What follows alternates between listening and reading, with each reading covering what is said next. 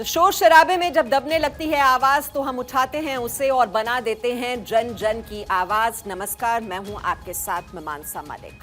जन जन की आवाज में आज बात होगी 137 साल पुरानी पार्टी की, उस पार्टी की जिसने देश में 50 सालों से ज्यादा तक राज किया। लेकिन आज वही कांग्रेस अपने सबसे बुरे दौर से गुजर रही है और उस कांग्रेस को बुरे दौर से बाहर निकालने के लिए कांग्रेस को नया बॉस मिल गया है। सवाल यह है कि क्या खड़गे कांग्रेस की नैया पार लगा पाएंगे? आगे हम चर्चा करेंगे हिमाचल के सियासी रण की।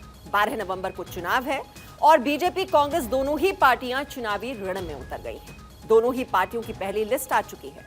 काम नहीं करने वाले कई विधायक नप गए हैं तो उधर डेरा सच्चा सौदा के प्रमुख राम रहीम भी इस सियासी लड़ाई में कूद गए। फिर बात करेंगे पीएम मोदी की दीपावली की। हर बार पीएम मोदी जवानों के साथ दिवाली मनाते हैं, लेकिन इस बार पीएम मोदी राम नगरी अयोध्या में दीपावली मनाएंगे। यानी इस बार अयोध्या की दिवाली और ज्यादा भव्य होने वाली है। और इसके बाद बात होगी परीक्षा के नाम पर हिंदुओं के आस्था से हो रहे खिलवाड़ की। पहले राजस्थान और अब तेलंगाना में सख्ती के नाम पर परीक्षा सेंटर पर हिंदू महिलाओं के साथ खिलवाड़ हुआ है। सख्ती के नाम पर महिलाओं के गले से मंगलसूत्र उतरवा लिया गया, हाथों से चूड़ी तक उतार दी गई।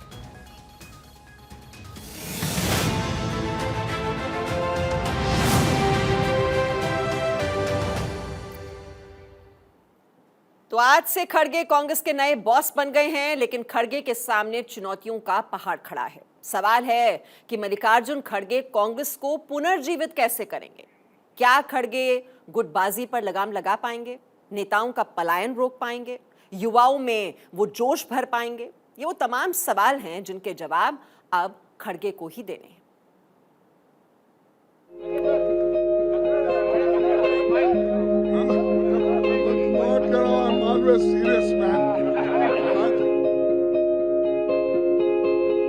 कांग्रेस की डूबती नैया को मझधार से बाहर निकालने के लिए कांग्रेस को नया अध्यक्ष मिल गया है। 24 साल बाद कोई गैर गांधी कांग्रेस का अध्यक्ष बना है। खड़गे का अध्यक्ष चुना जाना पहले से तय था। कांग्रेस को नया अध्यक्ष तो मिल गया, लेकिन इसके बाद भी कांग्रेस की चुनौतियां कम नहीं हुई हैं।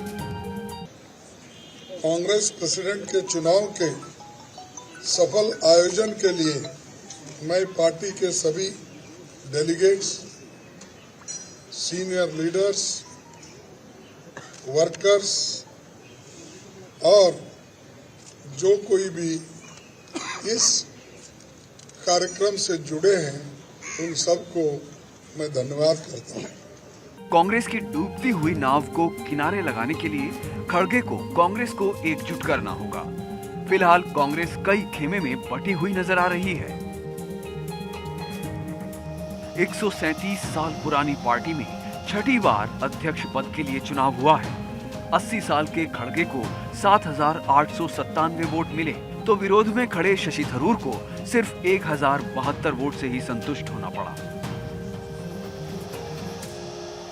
खड़गे की जीत के बाद बधाइयों का तांता लगा है। कांग्रेस के छोटे से लेकर बड़े नेता तक खड़गे को बधाई दे रहे हैं। कोई इसे कांग्रेस का लोकतंत्र बता रहा है तो कोई इसे कांग्रेस का नया सवेरा बता रहा है। अब कांग्रेस की बागडोर खड़गे के हाथ में है, लेकिन देखने वाली बात यह है कि 80 साल के खड़गे कांग्रेस के इस हाथ को कैसे मजबूत करेंगे। आज कांग्रेस पार्टी के अध्यक्ष पद के चुनाव की मतगणना हुई है और जैसा आप सब जानते हैं, आदरणीय मल्लिकार्जुन खड़गे साहब भारी बहुमत से चुनाव जीते हैं। लोकतंत्र में इससे बेहतर उदाहरण नहीं हो सकता।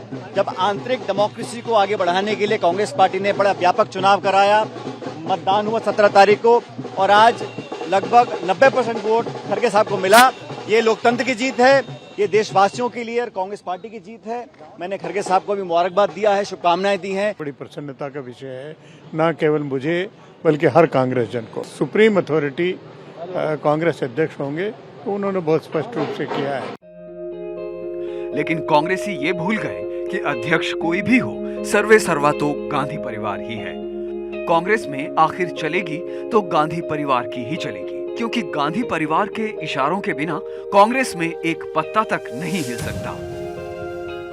खड़गे साहब के नेतृत्व में कांग्रेस को एक नई दिशा मिलेगी, ऊर्जा मिलेगी और जो चुनौतियां कांग्रेस के सामने है, हम सब मिलकर उनके नेतृत्व में उन चुनौतियों का सामना करेंगे और जीत हासिल करेंगे। 137 साल पुरानी पार्टी अब तक के अपने सबसे बुरे दौर से गुजर रही है। खड़गे के सामने चुनौतियों का पहाड़ है और खड़गे के सामने जो सबसे बड़ी चुनौती है वो हिमाचल और गुजरात चुनाव है। दूसरा, पार्टी को एकजुट रखना। तीसरा, गुटबाजी को रोकना। चौथा, जमीन पर पार्टी को मजबूत करना। पांचवा, पार्टी से पलायन को रोकना। छठा, युवा जोश और अनुभव में तालमेल बैठाना। और खड़गे गांधी परिवार के सबसे करीबी माने जाते हैं। गांधी परिवार को भरोसा है कि खड़गे कांग्रेस को इस बुरे दौर से बाहर निकाल लेंगे। रही बात चुनाव की, तो राहुल गांधी समेत पूरी कांग्रेस अपनी पीठ थपथपा रही है।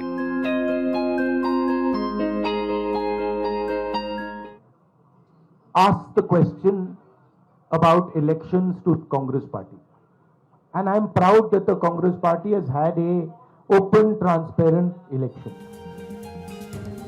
लोकतंत्र का झुंझुना बजाने वाले राहुल गांधी और कांग्रेस नेताओं की पोल कांग्रेस अध्यक्ष पद के दूसरे उम्मीदवार शशि थरूर ने खोल दी है। सवाल तो ये भी है कि खड़गे एक ऐसे मुहाने पर खड़े हैं जहां से कांग्रेस के रास्ते में कई गड्ढे हैं और कांग्रेस को जीत की पटरी पर लाना खड़गे के लिए आसान नहीं है और ना ही अपने फैसले से गांधी परिवार को खुश कर पाना। ऐसे में सवाल है कि खड़गे कांग्रेस में कितना बदलाव कर पाएंगे, खड़गे कांग्रेस कार्यकर्ताओं में कितना जोश भर पाएंगे। Bureau report, Bharat 24। तो 24 साल बाद कोई गैर गांधी कांग्रेस का अध्यक्ष बना है। 137 साल पुरानी पार्टी में महज 6 बार ही अध्यक्ष पद का चुनाव हुआ है। कांग्रेस इसे लोकतंत्र की जीत बता रही है, लेकिन खड़गे के सामने खड़े उम्मीदवार शशि थरूर ने कांग्रेस अध्यक्ष की चुनावी प्रक्रिया पर ही सवाल उठा दिया है। थरूर ने धांधली यानी फर्जीवाड़े का आरोप लगाया है।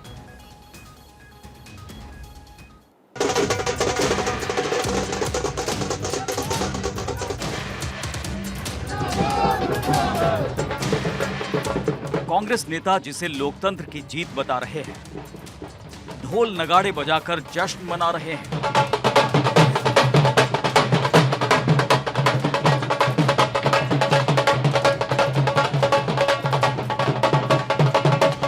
उनके इस जीत और जश्न पर सवाल भी उठ गया है और सवाल उठाने वाला कोई और नहीं बल्कि अध्यक्ष पद के चुनाव में खड़गे के विरोध में खड़े कांग्रेस नेता शशि थरूर हैं। थरूर खेमे ने कांग्रेस अध्यक्ष पद के चुनाव में धांधली का आरोप लगाया है। सवाल ये है कि अगर कांग्रेस के आंतरिक चुनाव में फर्जीवाड़ा हो रहा है तो फिर आम चुनाव में कांग्रेस कार्यकर्ता क्या करते होंगे। शशि थरूर के पोलिंग एजेंट सलमान सोज ने कांग्रेस के अध्यक्ष पद के चुनाव पर ही सवाल उठा दिया है। सलमान सोज ने चुनाव में गड़बड़ी का आरोप लगाया है। कांग्रेस के केंद्रीय चुनाव प्राधिकरण के अध्यक्ष मधुसूदन मिस्त्री को लिखी चिट्ठी में यूपी में फर्जी वोटिंग का आरोप, पंजाब तेलंगाना में भी धांधली का आरोप, जिसकी शेखी कांग्रेस नेता राहुल गांधी से लेकर तमाम कांग्रेसी बघार रहे हैं। उसी चुनाव प्रक्रिया पर थरूर ने सवाल उठा दिया है। राहुल गांधी इसे लोकतांत्रिक चुनाव बता रहे हैं तो थरूर खेमा फर्जीवाड़े का आरोप लगा रहा है। सवाल ये है कि क्या वाकई कांग्रेस के अध्यक्ष पद के चुनाव में धांधली हुई है।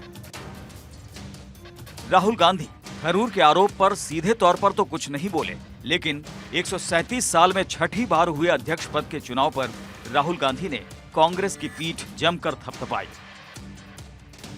अब कांग्रेस के अध्यक्ष पद के चुनाव को लेकर बीजेपी भी सवाल उठा रही है। खड़गे की जीत को कठपुतली बता रही है, कांग्रेस को वेंटिलेटर पर बता रही है। कांग्रेस जर्जर हालत में है, वहां कोई भी अध्यक्ष बन जाए उसका कोई असर होने वाला नहीं है। और ये तो चुनाव नहीं है, कठपुतलियों में से भी कठपुतली, परिक्रमावादियों में से भी परिक्रमावादी, महापरिक्रमावादी ढूंढा गया। इससे कोई असर होने वाला नहीं, कांग्रेस वेंटिलेटर पर है। लेकिन अगर बात करें कांग्रेस के अध्यक्ष पद के चुनाव में फर्जीवाड़े की, तो सवाल उठता है कि थरूर के आरोपों में कितना दम है। अपने आरोप साबित करने के लिए थरूर ने मधुसूदन मिस्त्री को 4 पन्ने का खत लिखा है, जिसमें कुछ तस्वीरें भी शामिल हैं। थरूर को सिर्फ 1072 वोट मिले, जबकि खड़गे को 7897 वोट मिले हैं, जो बता रहा है कि जिसके समर्थन में गांधी परिवार खड़ा है, कांग्रेस का अध्यक्ष वही चुना जाएगा। Bureau report, Bharat 24।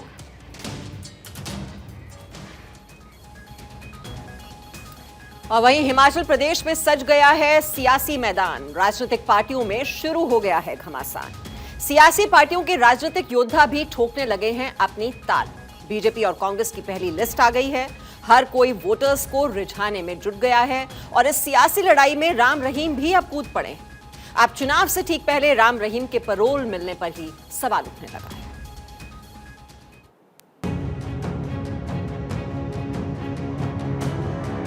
सियासी रण का ऐलान हो गया है, मैदान सज गए हैं। राजनीतिक पार्टियां अपनी अपनी सेनाओं के साथ चुनाव मैदान में कूद गई हैं। हिमाचल प्रदेश चुनाव को लेकर बीजेपी और कांग्रेस प्रत्याशियों की पहली लिस्ट आ गई है।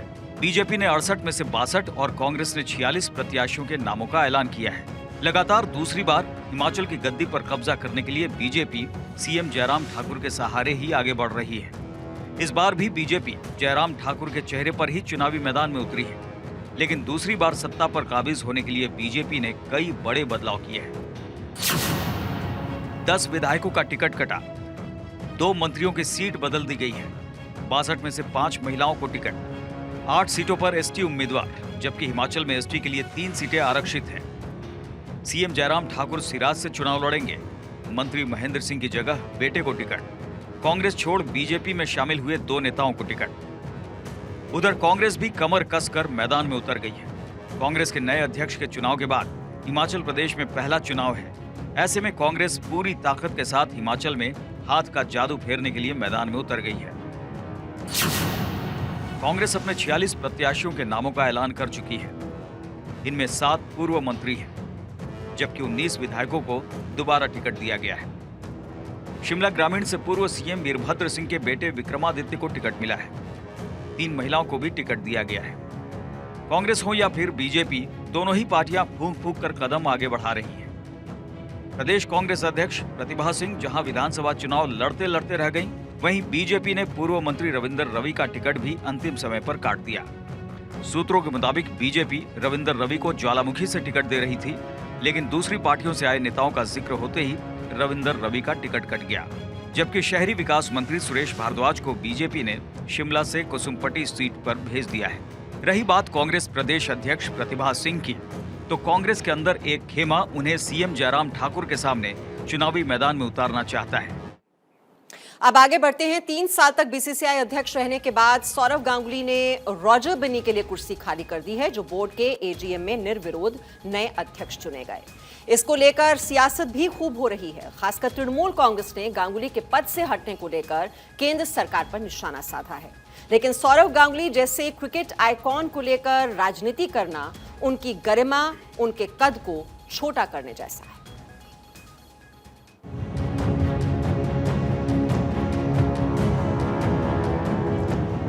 पिछले हफ्ते भर से कुछ सियासी दल इस बात को लेकर हाय तौबा मचाते रहे कि सौरव गांगुली को साजिश के तहत बीसीसीआई अध्यक्ष पद छोड़ना पड़ा है।